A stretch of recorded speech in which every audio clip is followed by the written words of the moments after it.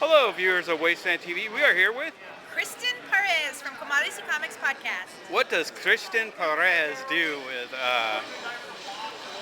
Well, on the podcast, we highlight the women and Latinx presence in the comic book industry as creators, characters, and fans. And if you're a craft beer aficionado and lover like we are, we also have a segment called La Hora de la Cervecita, where we rate and review craft beer.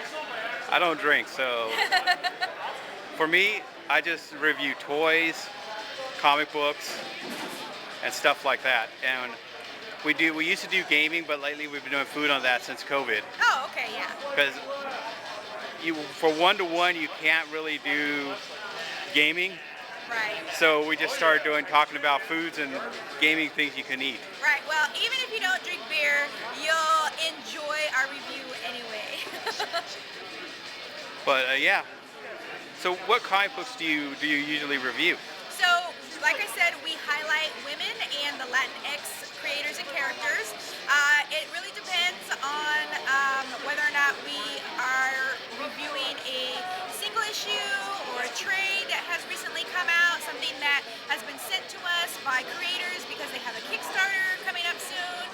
So we try to just really be flexible on whatever we have. So, talking about going back to Hispanic characters, do you feel there's a lot of creative Hispanic characters in the industry?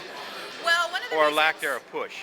One of the reasons why I started the podcast and why we decided to highlight these characters is, one, there were Latinx characters that were in DC and Marvel, the big two, but they were very ancillary to the side. They didn't have a lot of title characters or books at the time when we started looking into it. And since then, we started the podcast 6 years ago. Since then, that has changed a little bit. But I think that it's really helpful for us to be able to highlight that for our listeners because they may not know about them. And then there is a whole other segment of the comic book industry, the indie part, where there are just a plethora, and a lot of them are here today, but the thing of with creators. But the thing with the indies is the indies have always had a diverse line of characters. Exactly. Like I saw you had Love and Rockets as a good example. That's one of the again, another reason why we started the podcast, because mainstream readers were not necessarily aware of the indie creators and characters that were out there. So highlighting that and sharing that with listeners is definitely one of the main reasons why we started the podcast, because we wanted to get that information out there. Because like one of the first, I don't like Latinx. I find it a stupid name. I call Hispanic the classic. Okay. To me, Latinx sounds like you're calling an X-Men, or you're a girl. I think everyone has their preference. I like it because I feel like it's inclusive. It's not I find it masculine. And Hispanic just means you speak Spanish, and you can be Hispanic and not Latino. But I just don't find the other term very. Yeah, like I said, everyone has their own preference. And but like I said, they don't even acknowledge, like they did the Milestone, let's say, the reboot of that. Okay. They left out the one Hispanic character in the reboot, which was Zombie. Mm-hmm. I'm not familiar with that character. Well, Milestone, the original one was by Dwayne McDuffie. They started as the Black Line, and then the first character they did outside of the realm of the black character was Zombie, who was Hispanic, and they didn't even push him. You know, so it's like you're going, DC, you want to be inclusive, but with this line, but yet you're forgetting all the other characters you put in there. I think definitely the big two have some work that still needs to be done, but I am really happy to see the stuff that they are doing. There are, every month they do special variant covers, like we actually have a Pride variant cover that we brought today of Yara Floor. They have done Black History Month, they've done Asian American Pacific Islander Month, they've done Hispanic Heritage Month, and so they're really starting to become more inclusive. Of course, do we all want more? Yes, but it's there and it's growing. I'll tell you honestly, I find it to be racist. Okay. And diversive, because it's not including everyone. what do you find divisive and That racist? they're lining everyone up in groups like Legos. This is the yellow Lego, this is the red Lego, this is that. When they all should be Legos playing together, and they don't. Okay, but you can't deny that there are months that are dedicated to those groups, and the fact that the big two are including that into their major lines. I haven't you seen can't that. deny I'll be that. honest with you, I haven't seen it because I read comics Go to monthly. any local comic book I store do. and ask them. They'll have I do, something. and I look at the shelf and I go, there's nothing. And special variant covers, I don't consider that helping. I definitely encourage you to talk to your local comic shop if you don't see it, because tell them you want to see it, and maybe they're just not ordering it. Well, maybe they don't order it because it doesn't sell. That's the other problem too. Well, yeah, but that's not on them. No, it's on the environment of the area. And at the same time too, do we really need that? And the answer would be no, because we need to be unified, not separated, and they're separating everyone. I think that everybody needs to celebrate differences, and that is when everyone can accept and appreciate and the thing Hold is, on. Everybody can accept and appreciate other people's differences is what brings unity. So I understand what you're saying, but I do not agree. But I think the big two shouldn't be focusing on that because they're there to sell properties. They're there to sell t-shirts, action figures, toys. The complete media bullshit.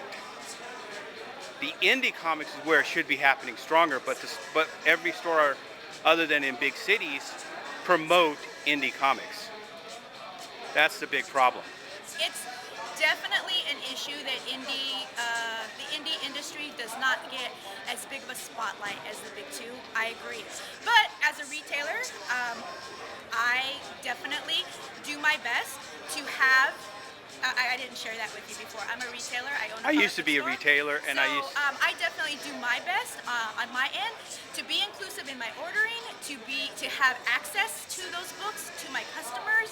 I highlight them during those months as well as throughout the entire year. So I definitely think that retailers are also part of the solution of having those indie creators and characters I would have to be agree. spread out. Excuse me. I'd have to agree with you. In the 90s, I would agree, but in the 2000s and the late 2000s, no. Mm-hmm. There's no one going to the stores anymore to buy comics just by the sale prices. And when you see when you see Kickstarter things going up, that tells you a lot about it. That people aren't going to buy the big two because they're saying we don't want you anymore. Even the writers and the creators are saying that now. Yeah, I wouldn't say nobody because I mean weekly my numbers show that there are people coming into Oh the yeah, store there's and people buying going books. into them, but And it's my job as the retailer to hand sell those books because I read them and I like them and I want to share.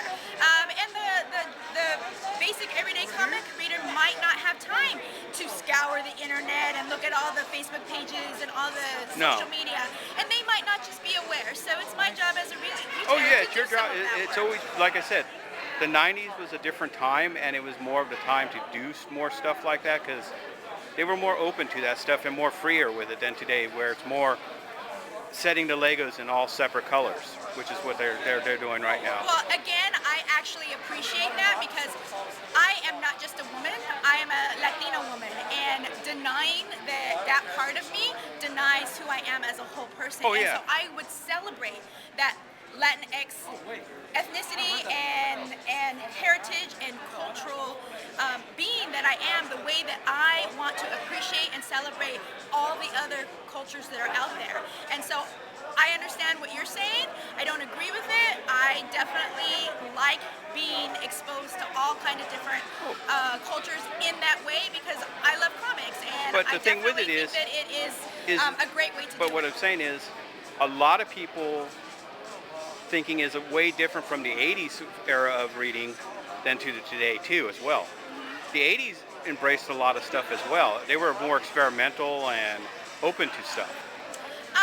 I can definitely agree that the underground comic The black and portion white era. of the comic book industry It was the underground. back then, It was the underground black and white. was a lot was very active. Yeah. But the interesting thing about that now is like the mainstream independent industry is kind of grown, and I mean we have the Hernandez brothers, like. But the Hernandez brothers are from the 80s, I the know, Love and that's what I'm Rockets. saying. Yeah. That's where they originated. Now we have them in mainstream. Everyone knows Love and Rockets. And so what I'm saying is But that the same that 80s underground scene seeded what we're seeing now. So But- it's not that it doesn't exist anymore. No. It's that it's grown. No, it's mutated, I'd say, instead of growing. Because if it's growing, you'd see it back on Well, you shelves. Because in still- the 90s, you used to see it on the shelf. In the 80s, they pulled back. In the 2000s, they pulled back. In the late 2000s, they even pulled further back. That's the big thing I've seen. Okay. You know. I'm sorry, I didn't even get your name. Oh, Russell. Russell. Russell, I have a panel at 2 o'clock that I need to go to soon. So do you have any other further questions? No, any last words you'd like to say before we sign off? Just that you can check us out on any of your major streaming platforms. We rate and review, like I said, craft beer. We read a book and we review it. And then we also have a segment where we highlight creators who are parts of marginalized groups, because we agree and we really want to grow the comic book industry and make it accessible and representative of all groups. So check us out at commoditcomics.com.